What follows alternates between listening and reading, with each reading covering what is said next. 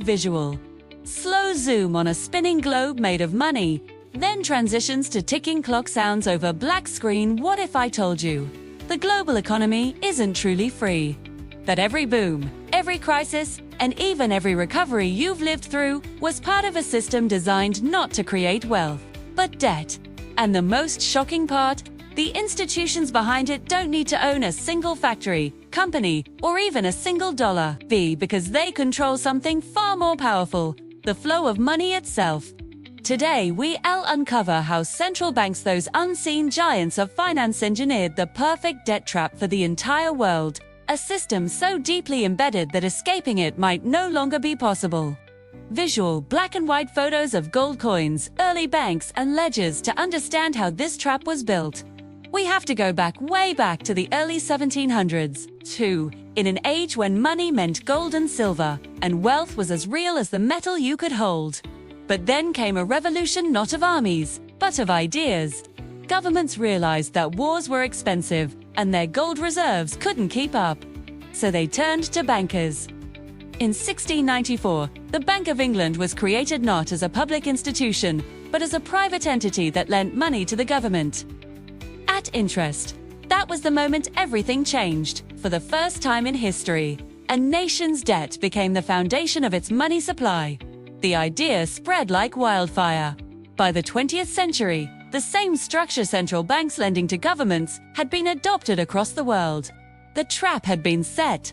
Visual. 1913 newspaper headlines, Jekyll Island imagery, portraits of bankers. Fast forward to 1913, when a secret meeting took place on Jekyll Island, off the coast of Georgia. There, the most powerful bankers of the era drafted a blueprint for America's new central bank, the Federal Reserve. The name sounded public, but the control was private. The Fed was designed to regulate currency, manage inflation, and stabilize the economy. But what it truly did was give private bankers the power to create money out of nothing. Here's how it works. When the government needs money, it issues bonds, SORs. The central bank buys those bonds with money it simply creates digitally or on paper. That money flows into the economy as debt, and the public pays it back with interest. Every dollar in circulation, therefore, represents someone's debt. And the more debt there is, the more money exists. Let that sink in.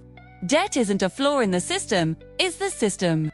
Visual. 1971 Nixon speech. Collapsing gold prices, inflation charts. For a while, the illusion was manageable because dollars were tied to gold. People believed their money was backed by something real. But in 1971, President Richard Nixon ended that link, shutting the gold window permanently. From that moment on, money became nothing more than government promises, backed by confidence and controlled by policy. Central banks could now print unlimited currency, and they did. Crises, be it oil shocks, recessions, or wars, were solved by printing more money, lowering interest rates, and pushing people to borrow more. The world had officially entered the era of fiat debtor system, where credit expansion became the lifeblood of the global economy. But what happens when an economy is addicted to debt? When every solution creates the next crisis? That's where the story turns dark. Visual. Modern skyscrapers, stock tickers, global protests today. Global debt exceeds $315 trillion. That's over 3 times the world's total GDP. Governments, corporations, and individuals are all trapped in the same web. Here's the brutal reality. Central banks keep interest rates low to encourage borrowing, but when inflation rises, they hike rates to slow it down. These triggers recessions, unemployment, and bankruptcies. Yet the system can't function without continuous borrowing. It's a never-ending cycle. Debt creates money, creates inflation, gives inflation, demands more debt, gives, and the trap tightens. When markets crash, central banks swoop in again with bailouts, stimulus packages, and quantitative easing. Each intervention looks like a rescue, but it's really just feeding the addiction. In this game, there are no winners, only survivors.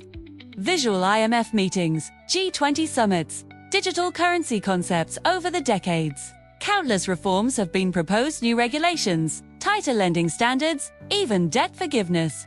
But none of it changes the core problem. Money is debt, and debt must always grow. If the system stops expanding, it collapses. That's why every solution ends up deepening the trap. Now, we're seeing a new chapter unfold: central bank digital currencies, or CBDCs. They promise efficiency and transparency. But imagine a future where every transaction is tracked, every account can be frozen, and every form of spending can be controlled at the push of a button. What started as a financial safety net has become a digital cage. Visual economic data overlays, inflation charts, news clips of crises spits from Rome's coin debasement to Germany's hyperinflation in the 1920s to the 2008 global financial crisis. History keeps repeating the same pattern. Each time, the cause is the same: too much debt, too little accountability, and too much power in the hands of a few.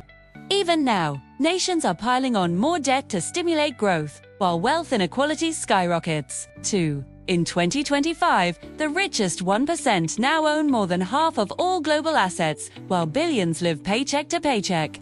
This isn't coincidence, it's consequence. Visual fading images of global cities, ticking clock, somber tone. So, what can we learn from this?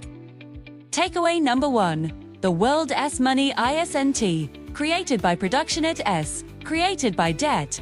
As long as that remains true, true financial freedom is an illusion. Takeaway number 2. Every economic crisis is not a failure of the system, it's part of its design.